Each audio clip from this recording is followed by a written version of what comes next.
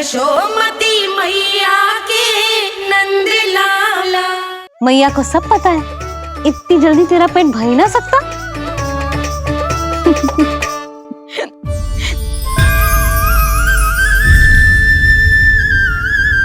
ये क्या है लल्ला? ये क्या था तेरे मुंह में, दिखा। ओहो, मैं तो भूल ही गया था कि मेरे भीतर ही तो सारी सृष्टि समाई हुई है। मैया ने उसकी झलक देख ली, अब क्या होगा? क्या हुआ यशोदा? सुनो जी, हमारे लल्ला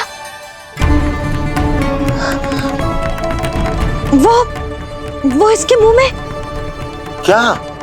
भूल जाओ ना मैया, कुछ नहीं था मेरे मुंह में। लल्ला मुंह खोल के बाबा को दिखा। अरे क्या देख रही है उसके मुंह में? अवश्य ही मेरा दृष्टि भ्रम होगा, किंतु ऐसा भ्रम। अरे बताओ ना यशोदा, या फिर मुहूर्त शीघ्र ना बताने की बात का प्रतिशोध ले रही हो तुम? ना ऐसी बात ना है। तो फिर बताओ ना क्या बात है? हा? मैंने लल्ला के मुंह में कुछ देखो। क्या देखो? अब फंस गया मैं। मैया बाबा को सब कुछ बता देंगी और राय का पहाड़ बन जाएगा। फिर कैसे संभालूंगा इन दोनों को? ऐसे लगो जैसे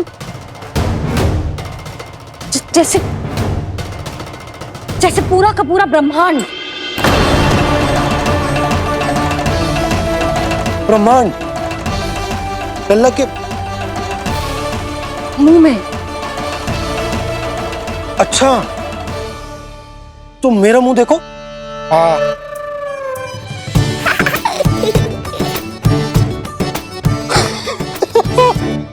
ब्रह्मा। यशोदा, मुझे पता था आप मेरा उपहास उड़ाओगे। अरे नहीं, तुम देखो तो सही।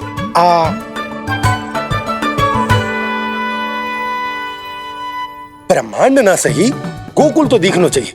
अरे गोकुल को राजा हूं मैं, है कि ना? है? देखो तो, अरे देखो तो। धन्यवाद बाबा, आपने इस बात को गंभीरता से नहीं लिया, इसलिए अब मैया भी नहीं लेंगी। आज तो बचा लिया आपने। आज के बाद ना आपको कुछ बताऊंगी ही ना। आप जाओ, नामकरण उत्सव की तैयारी करो। और हाँ, इस बार भी उत्सव छोटा ही करना है, जे तो मत ही बोलना। हाँ। अब इसे कैसे समझाऊं कि हम कोई भी उत्सव बड़ा ना कर सकते? व्यर्थ ही कंस की दृष्टि पड़ जाएगी हम पर।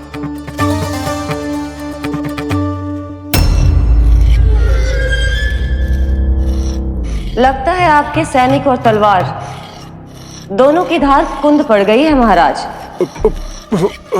महाराज, मुझे भय था कि कहीं ऋषि गर्ग मुझे श्राप ना दे दे।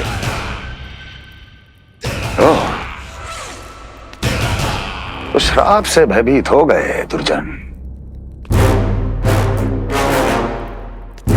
किंतु कंस तो कोई श्राप नहीं देता, सीधा मृत्यु देता है। ऐसा न करें महाराज, दया करें, दया निदान। यदि मैं उनकी इच्छा के विरुद्ध भीतर जाने की कोशिश करता तो जितनी सूचना मुझे मिली है उतनी भी नहीं ला पाता। तब आपको कैसे पता चलता महाराज कि आपकी बहन और बहनोई मात्र अपनी मृत संतानों के श्राद्ध के लिए वहां नहीं गए थे?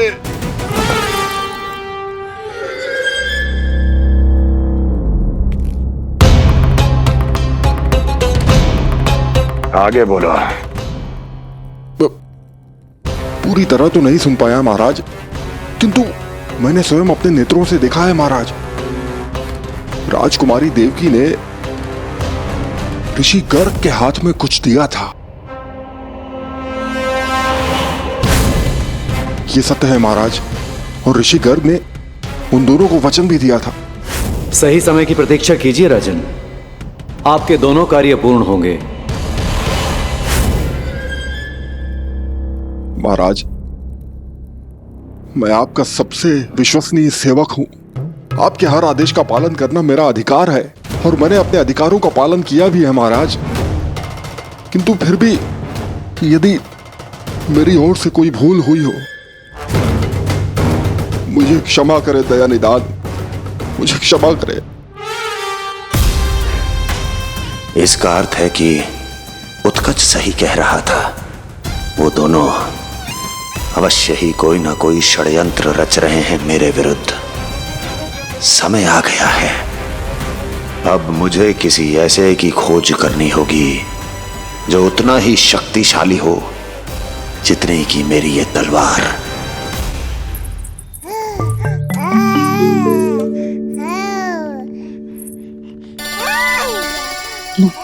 आप ही से पुकारने लगो जी, अभी तो आई हो रसोई में।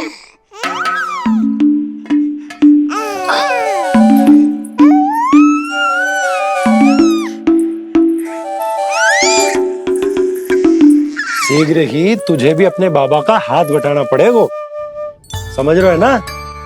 बटाएगा ना हाथ? अभी जो 100 दिन का भी ना हो और जिस नन्हे से बालक को काम काज का भार सौंपने की बात करने लगे। काम का नाम सुनते ही मुख से स्वर ना निकल रहे तेरे। अभी तो बड़ा ऊ कर रहा था। बता, हाथ बटाएगो के ना? अरे बता ना।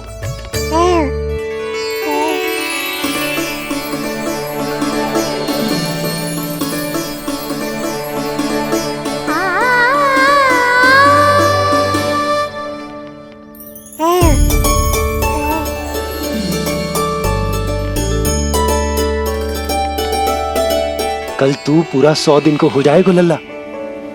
पंडित जी आएंगे, तुझे नया नाम मिलेगा। देखो तो मन में तो इनके भी कितना उत्साह भरो है, बस दृष्टि में मैं ही आती हूँ। और कल तुझे वो नाम मिलेगा लल्ला जिससे पूरा संसार तुझे पहचानेगा।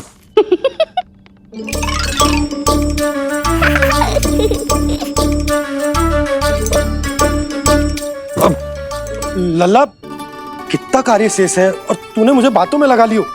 मुझे क्यों फंसा रहे हो बाबा? छुपाने की कोई आवश्यकता ना है। जितनी उत्साहित मैं हूँ उतने ही उत्साहित आप भी हो इसके नामकरण को लेके, पता है मुझे। लल्ला के नामकरण पे उसके बाबा उत्साहित ना होंगे?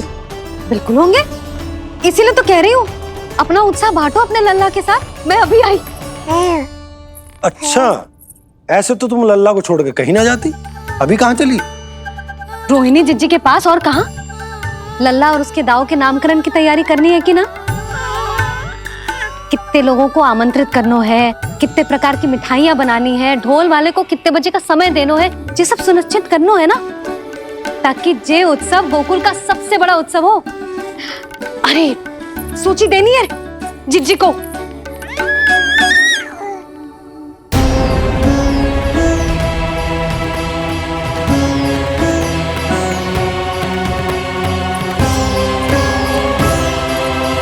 सबकी कोई आवश्यकता ना है। आवश्यकता ना है मतलब? कहना क्या चाहते हो आप?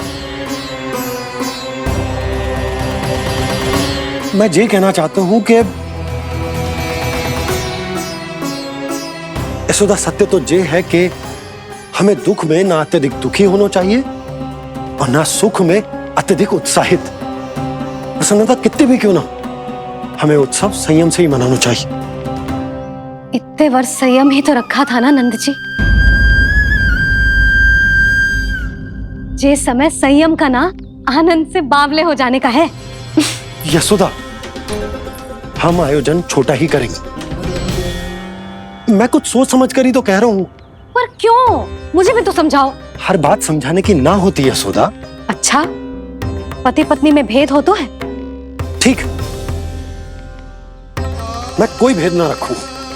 जो भी अब तक मैंने तुम्हें ना बताया है वो सब बताऊं। ओहो, क्या कर रहे हो बाबा? कंस के बारे में कुछ बता मत देना मैया को। वो मंगला है ना, उसने आज शाम को ही बछड़ा दियो और भात पद का मांस लगभग बीतने को ही है, तो धीरे धीरे शरद ऋतु आ जाएगी, दूध की हानि भी कम हो जाएगी। हाँ? और वो सरजू है ना, उसको बैद जी ने पूरे पखवाड़े का विश्राम के लिए कहा है। क्यों? क्योंकि वो ठाट से गिर गए थे और गिरते समय उसे भीतरी चोट लग गई थी। अरे बस बस बस, ये सब मुझे क्यों बता रहे हो? इसका नामकरण से क्या संबंध? तुम्ही ने तो कही ना कि पति पत्नी के बीच में कोई भेद ना होता। तो मुझे जो भी बात पता है मैं तुम्हें बताऊंगा। कितनी समझदारी से बात बदल देते हो आप, और भोली भाली मैं आपकी बातों में आ जाती हूँ और इस सब में असली बात तो रह ही जाती है। किंतु आज बात मेरे लल्ला की है। उत्सव तो विशाल ही होगा और इस बारे में कछु और ना सुनूंगी मैं। आप लल्ला का ध्यान रखो, मैं जा रही हूँ रोहिणी जीजी के पास। यशोदा,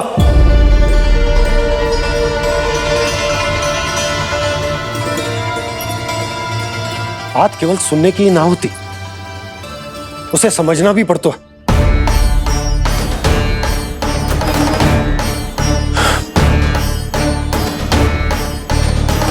विश्वास है ना मुझ पर? मैं कुछ सोच समझकर ही कर रहा हूँ ना। उत्सव तो छोटा ही होगा।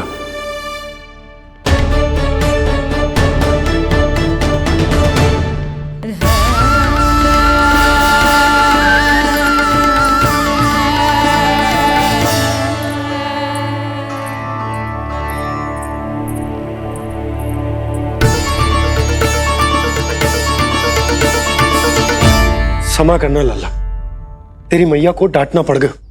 आपको मेरी सुरक्षा की चिंता है बाबा, समझता हूँ मैं, इसलिए आपने ये निर्णय लिया है। समझ में नहीं आता, कब कौन सा निर्णय क्यों लेते हैं आप? यदि कंस को समझना इतना आसान होता तो कंस नहीं होता। ये नया सिंहासन उसके लिए है जो मेरा विश्वास पात्र बनेगा।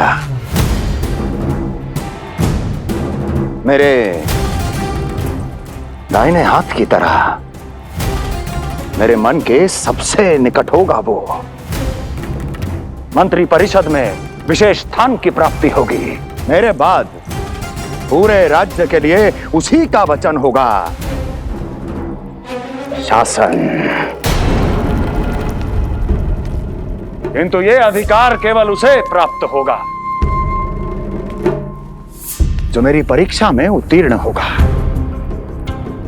मेरा सबसे महत्वपूर्ण कार्य करेगा वो। इसलिए जाओ, कह दो सभी बाहुबलियों को, महाबलियों को, दैत्यों को, दानवों को, प्रेतों को, पिशाचों को, सभी को यह सूचना दे दो ना ना ना ना, सूचना नहीं, चुनौती दो कि यदि साहस है तो आए, मेरी परीक्षा में उत्तीर्ण हो और इस सिंहासन पर बैठने का अधिकार प्राप्त कर ले। जाओ। और हां, ये अवश्य कहना कि केवल वही आए जिनके हृदय में साहस का ज्वालामुखी धधकता हो, जिनकी तलवारें पर्वतों का सीना चीरने को व्याकुल हो, जिनकी संकल्प शक्ति इतनी दृढ़ हो कि मृत्यु से टक्कर ले लें। कायर नहीं चाहिए मुझे। जाओ। महाराज, आप जिसे भी ये विशेष पद देंगे, भविष्य में यदि वही हमारे शीश पर बैठ गया तो क्या करेंगे आप? पहले ऐसा कोई योद्धा सामने तो आए अस्ति, जो उस विष्णु के अवतार का संहार कर सके।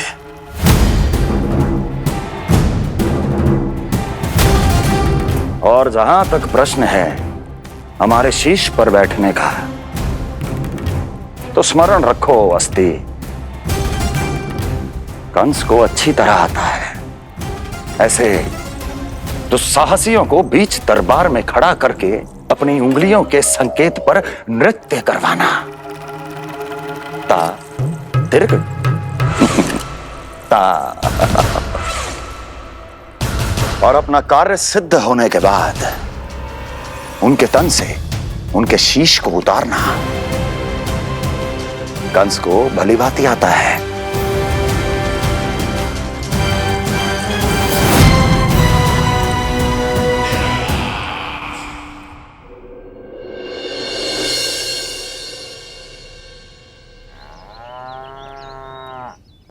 पूरे 100 दिन का होगा हुआ तो लल्ला, कम से कम 100 व्यक्ति तो आने चाहिए थे ना तेरे और तेरे दाऊ के नामकरण में। हाँ, अब तुम मुस्कुरा क्या रहो है? तू ही बता, जे भवन देख के लग रहा है कि यहाँ कोई उत्सव है? बिना अतिथियों के कैसा उत्सव और कैसा आनंद, तू ही बता। पर मैं करूं भी तो क्या? पता है लल्ला, मुझे तो लग रहा है तेरे बाबा ना कंजूस होगा मैं।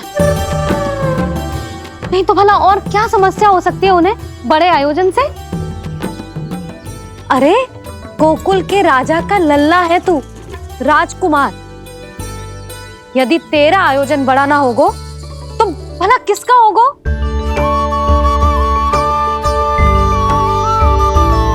मेरी भूल है, मैं भोली हूं, इसीलिए व्यर्थ में तेरे बाबा की बातों में आ गई। मैं भोली हूं ना, व्यर्थ में उनका कहा मान गई।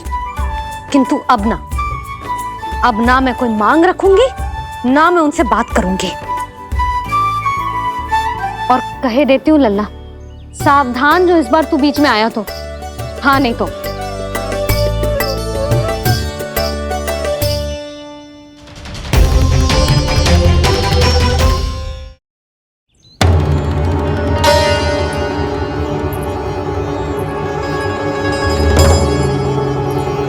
क्या होगा?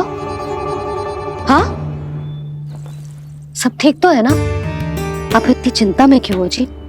कुछ बुरी सूचना तो ना मिली? अब जे मत ही कहना कि जे भी मुझसे छुपाना पड़ेगा। जो भी है मुझे बताओ। पंडित सदानंद जी महाराज वो नामकरण के लिए ना आ सके। उनकी बिटिया के पांव भारी, उसे लिवाने वो समझाने गए। ये तो शुभ समाचार है।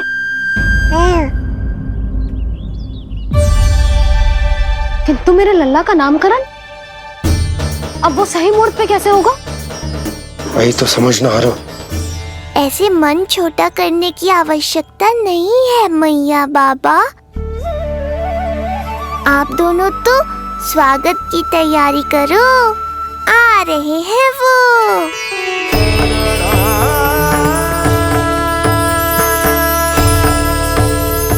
लो, आ गए वो जिनकी मुझे प्रतीक्षा थी। आप दोनों व्यर्थ ही चिंता कर रहे थे।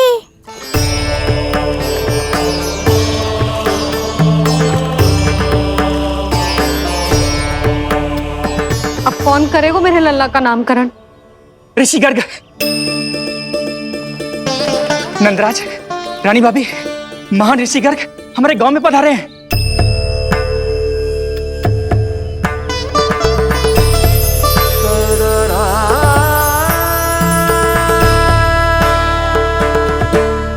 ऋषि गर्ग गोकुल में?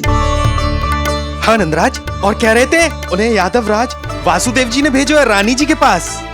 अरे तो तुम लोग खड़े खड़े क्या देख रहे हो? जाओ उनके सत्कार की तैयारी करो। जी यशोदा, उनके स्वागत की तैयारी करो। सुनो जी, वो तो यादवों के कुलगुरु है ना, रोहिणी जीजी के यहाँ आए, हमारे यहाँ आएंगे। आप देखती जाओ मैया, वो सीधे हमारे घर ही आएंगे।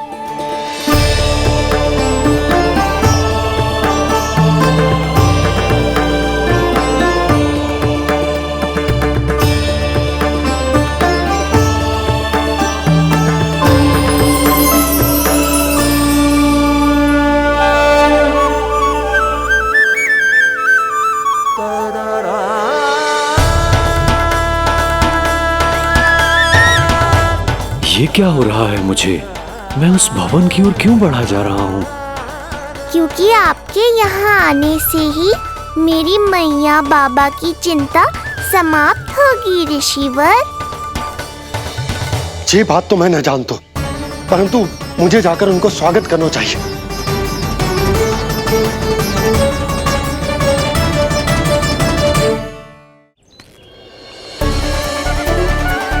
गुरुदेव, कल्याण हो। भगवान श्री नारायण के महान भक्त आज हमारे गांव में पधारे। हमारा जीवन सफल है गयो आज। वो भवन आपका है नंदराज? आपके शुभ चरण पड़ेंगे तो हमारा ये भवन पवित्र हो जाएगा। इतने बड़ी ऋषि अगर हमारे घर पधारेंगे तो हमारे तो भाग्य ही संवर जाएंगे। मैया आपके दर्शन को तरस रही है ऋषिवर। संकोच मत कीजिए, अब आ भी जाइए। पधारिए गुरुदेव। न जाने क्यों मेरे पांव अपने आप ही आपकी भवन की तरफ जाने को व्याकुल है नंदराज। पधारिए गुरुदेव, आइए।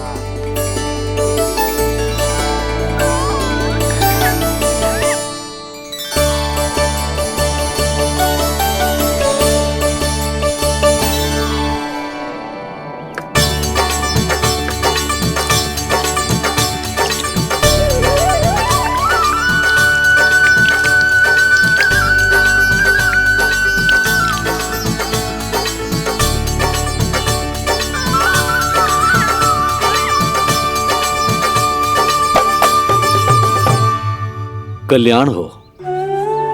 पधारिए।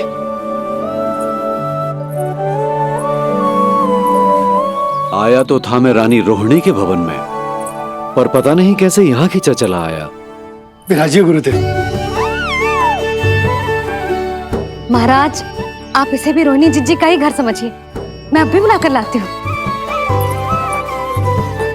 महाराज, ये हमारा सौभाग्य है कि आपने यहाँ आना स्वीकार किया।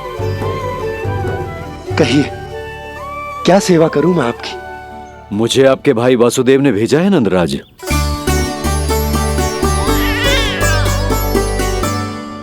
प्रणाम गुरुदेव।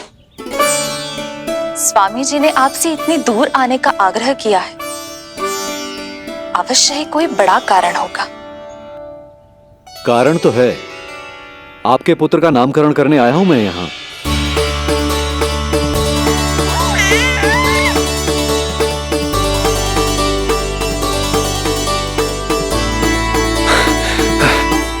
ऋषिवर, तब तो आप अत्यंत ही शुभ दिन पधारे। आज का ही मुहूर्त निकलो है भाभी के लल्ला और हमारे लल्ला के नामकरण के लिए। हम तो पंडित जी गांव से बाहर हैं, इसीलिए आप। अब तो आप यहाँ आ गए हो, आप हमारे भी लल्ला का नामकरण कर दो ना। पुत्री, ये क्या कह रही हो तुम? विनती कर रही हूँ, और मेरी जे आग्रह अस्वीकार मत ही करो। आप दोनों भाइयों का नामकरण एक साथ हो जाएगा।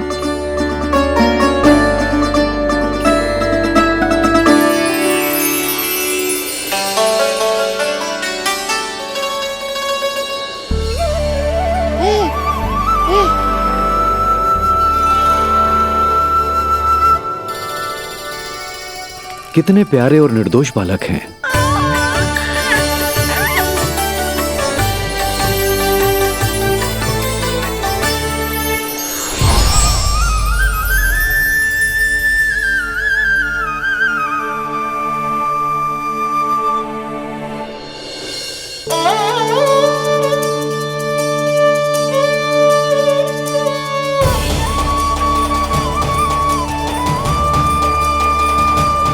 इन दोनों को देखकर गुरुदेव की आंखों में आंसू क्यों आ गए?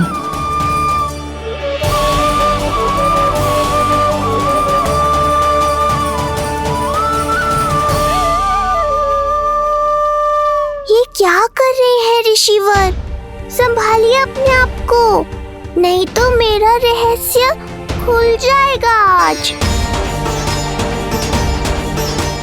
अरे ऋषिवर, हाथ मत जोड़िए। इससे पहले कि गड़बड़ हो जाए, अपनी नमस्कार मुद्रा को आशीर्वाद मुद्रा में बदल दीजिए। बात को समझिए। मैंने ये अवतार मैया और लल्ला के अद्भुत संबंध का अनुभव करने के लिए लिया है, पर आपकी भावुकता के कारण यदि मैया को मेरा सत्य पता चल गया तो ये संबंध ही बदल जाएगा।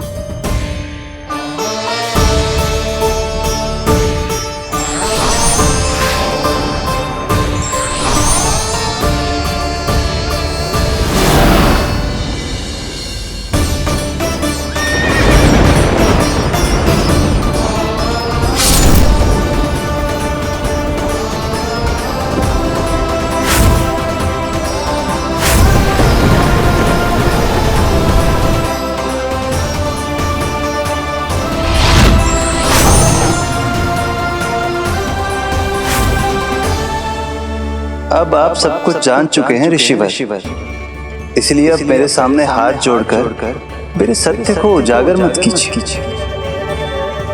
अपने शिष्य वसुदेव के पुत्र के रूप में मुझे आशीर्वाद दीजिए।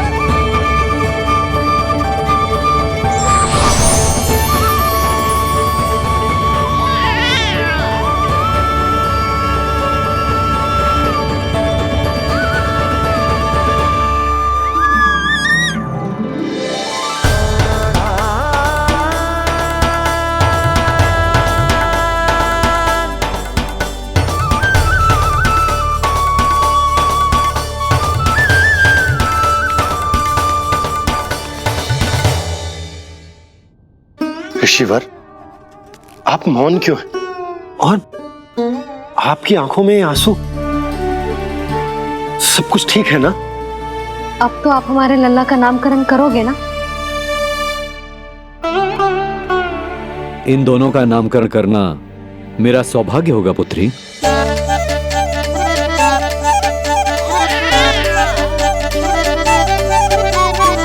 परंतु ये गोपनीय रूप से करना होगा।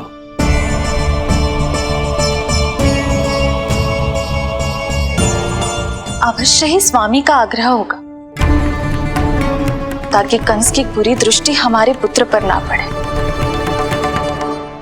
ये तो बहुत महान ऋषि हैं, इन्हें कंस के अत्याचारों के बारे में अवश्य पता होगा। अपनी संतान का नामकरण संस्कार करना एक मां के लिए उत्सव से कम नहीं होता है, पर यह छुपकर करना होगा। आप दोनों को स्वीकार तो है ना? जैसी आपकी आज्ञा गुरुदेव। स्वीकार है गुरुदेव। तो फिर कहाँ करना है हमें नामकरण का प्रबंध? गुरुदेव, मंदिर सही रहेगा? उससे पवित्र स्थान तो हो ही नहीं सकता है। ऋषिवर, आप तनिक विश्राम कीजिए, हम लोग प्रबंध करते हैं। मैं कुछ समय इन बालकों के साथ व्यतीत करना चाहूंगा। ये तो इनका सौभाग्य होगा। हमें आज्ञा दीजिए।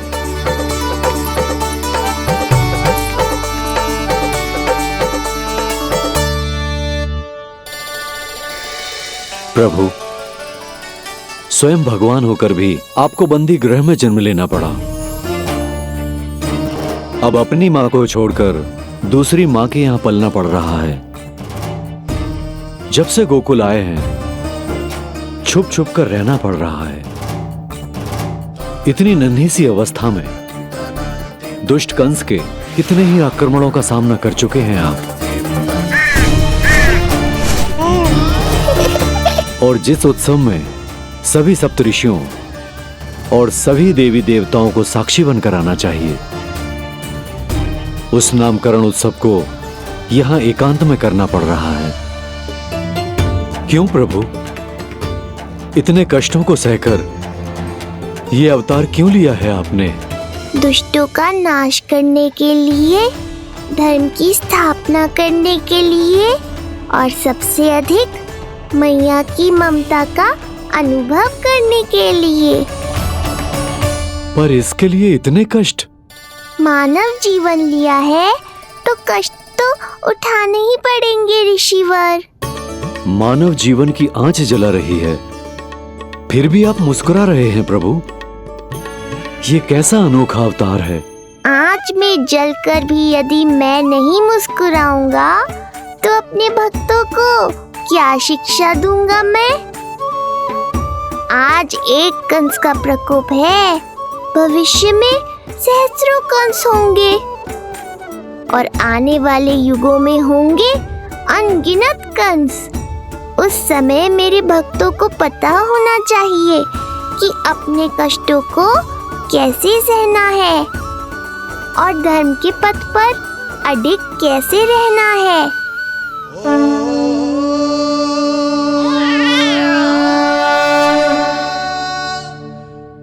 आप धन्य हैं प्रभु। देखा अस्ति, जब सिंह दहाड़ता है तो वन के सभी जीव जंतु इकट्ठे हो ही जाते हैं। वो सब जो मेरा विश्वास पात्र होने का अधिकार और ये सिंहासन पाना चाहते हैं, सामने आए।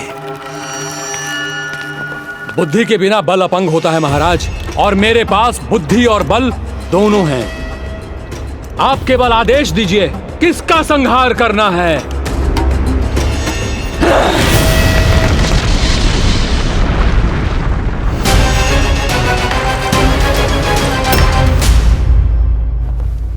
सारी तैयारी हो गई।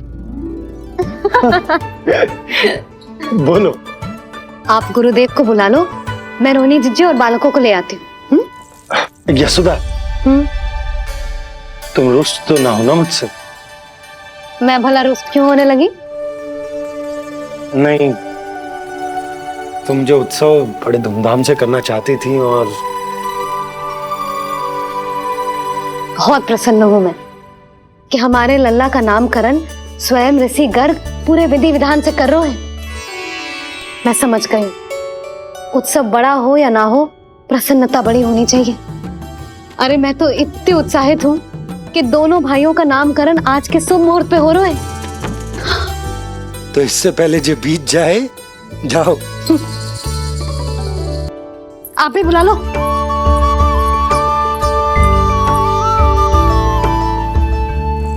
यहाँ सब के सब एक से बढ़कर एक है, तो फिर अपने कार्य के लिए किसका चुनाव सबसे पहले करूं? मेरा सामर्थ्य तो आपने अभी तक देखा ही नहीं महाराज। चुटकी बजाकर शत्रुओं का विनाश कर सकता हूं मैं।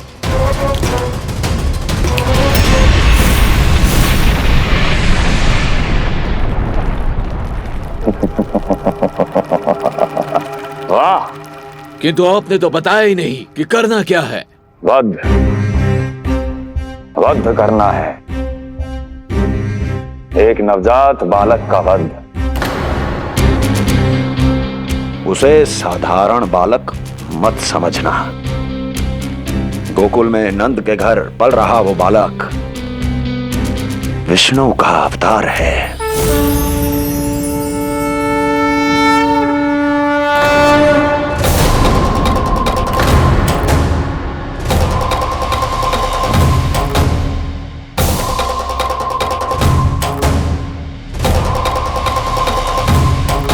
क्या हुआ?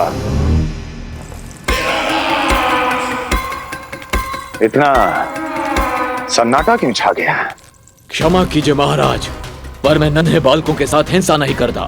विष्णु अवतार बड़ा छलिया है महाराज, मैं उसका मुख भी नहीं देखना चाहता।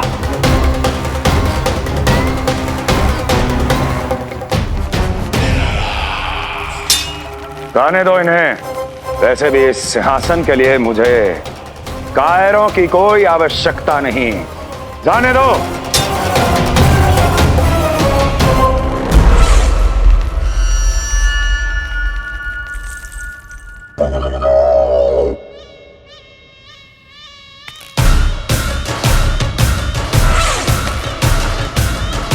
दुर्जन, क्या कहा था मैंने? मैंने कहा था केवल वही आए जिनके हृदय में साहस का ज्वालामुखी धधकता हो, जिनकी तलवारें पर्वतों का सीना चीरने के लिए व्याकुल हो, जिनकी संकल्प शक्ति इतनी दृढ़ हो कि वो मृत्यु से टक्कर ले जाए। वही होगा इस सिंहासन का असली अधिकारी। महाराज,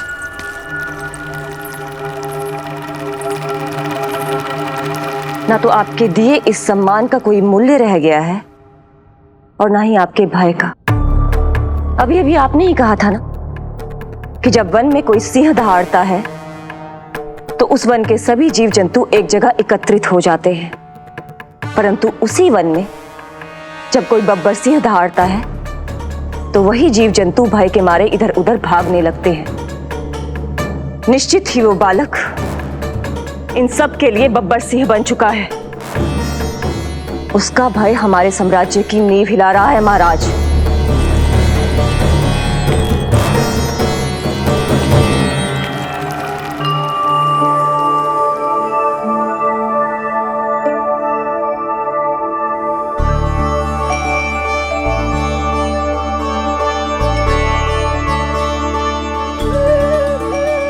हे नारायण, मेरा मार्गदर्शन कीजिए। हे मां सरस्वती, मुझे आशीर्वाद दीजिए ताकि मैं दोनों बालकों के लिए सर्वोत्तम नामों का चुनाव कर पाऊं।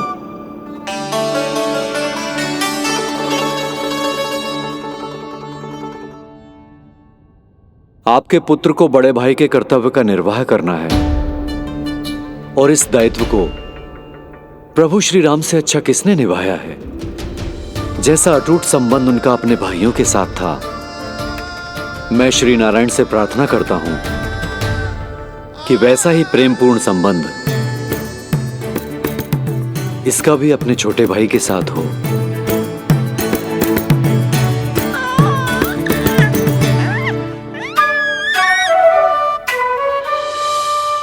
इसीलिए इसका नाम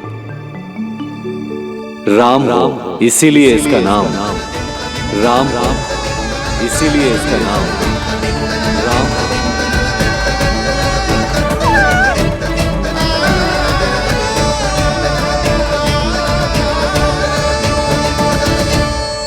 बड़े भाई में आदर्श, न्याय, संकल्प बल के साथ साथ शारीरिक बल भी होना चाहिए। मैं देख पा रहा हूं ये बालक इन सब बलों के लिए जाना जाएगा। इसलिए जो नाम इसके व्यक्तित्व के लिए सबसे उचित है वो है बलराम। बलराम, बलराम।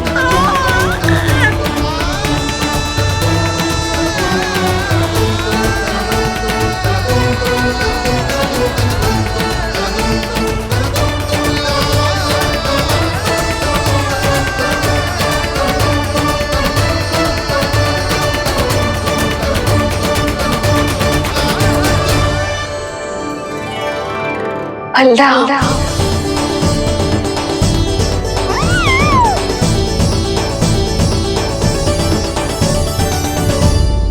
तो फिर उसका नाम बल राम रखना। कैसा अद्भुत संयोग है रिसीवर। जब इसके जन्म की सूचना देने मैं वसुदेव भैया के पास मथुरा गया था तब उन्होंने भी यही नाम रखा था, बलराम। ये संयोग नहीं, नारायण की इच्छा है नंदराज। बलराम से अधिक उपयुक्त नाम इस बलराम के लिए कुछ और हो ही नहीं सकता है। पर मैं तो दाऊ कहकर ही बुलाऊंगा इन्हें, बलदाऊ।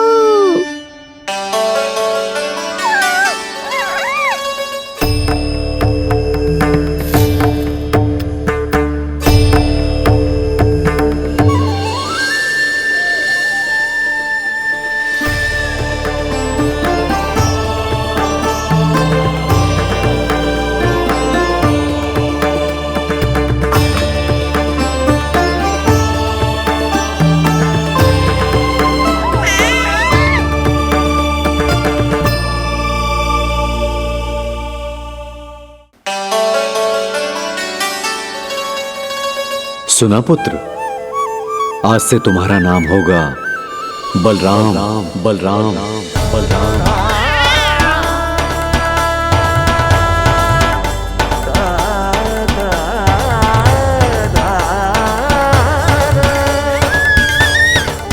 गुरुदेव, कितना अद्भुत नाम दिया है आपने इसे। अब मेरे लल्ला को भी ऐसा ही कोई उत्तम सा नाम दे दो।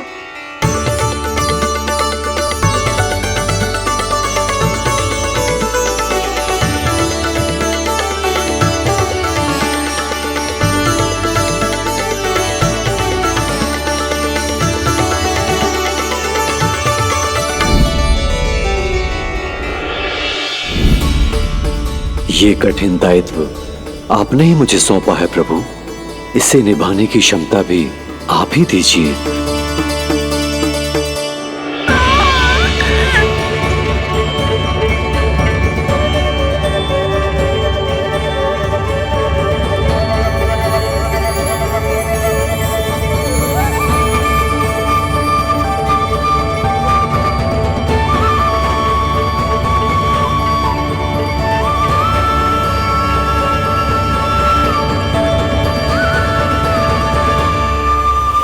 कृष्ण कृष्ण कृष्ण कृष्ण कृष्ण कृष्ण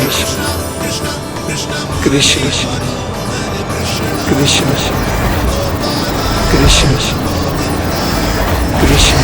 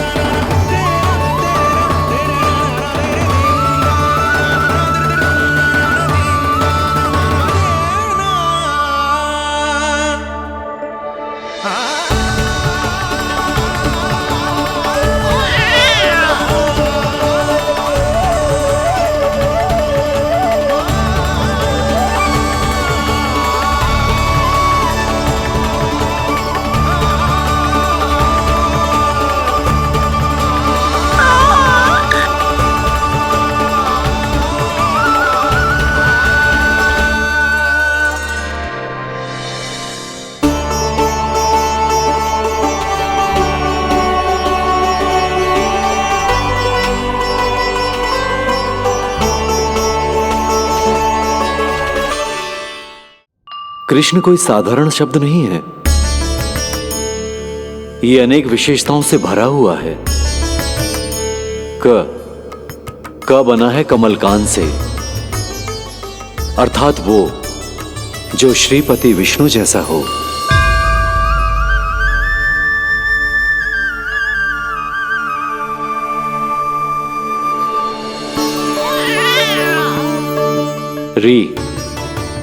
री की उत्पत्ति हुई है श्री राम से, अर्थात वो जो सबके हृदय में बस जाए। ऐश्वर्य के स्वामी विष्णु के लिए, अर्थात वो जो समृद्धि लेकर आए।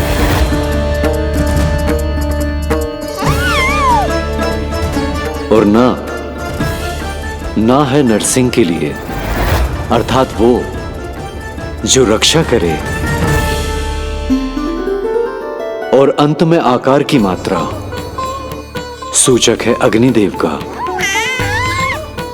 अर्थात वो जो स्वयं तप कर सबको पवित्र कर दे।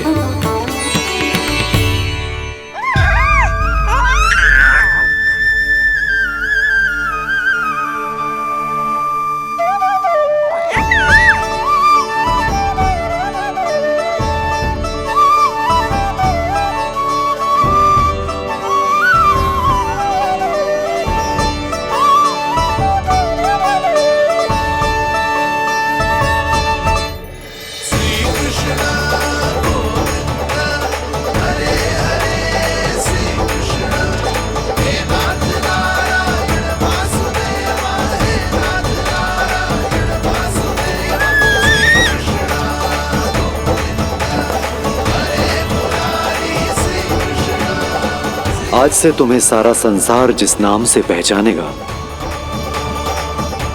वो नाम है कृष्ण। वो नाम है कृष्ण। वो नाम है कृष्ण। वो नाम है कृष्ण।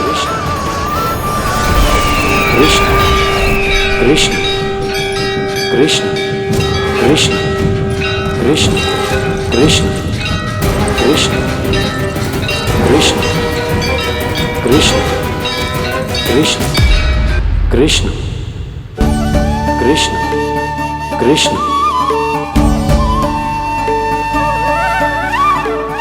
यशोमती मैया के नंद लाला, यशोमती मैया के नंद लाला। असुरी कार्य करने वालों के लिए कृष्ण नाम का अर्थ एक और भी होगा। वो घनी अंधेरी रात जिसमें इसने जन्म लिया,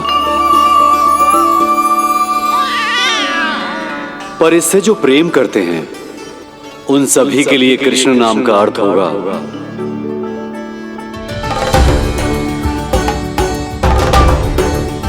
अतुलनीय सुंदरता और अथाह प्रेम।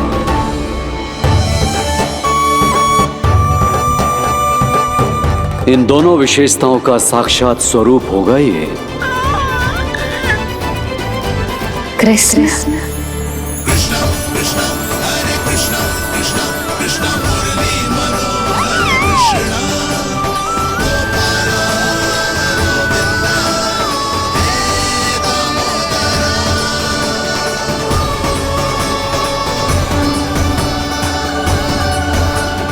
कान्हा के नटखट लीला और मजेदार कारनामे देखने के लिए चैनल को सब्सक्राइब करें और बेल आइकॉन दबाना ना भूलें।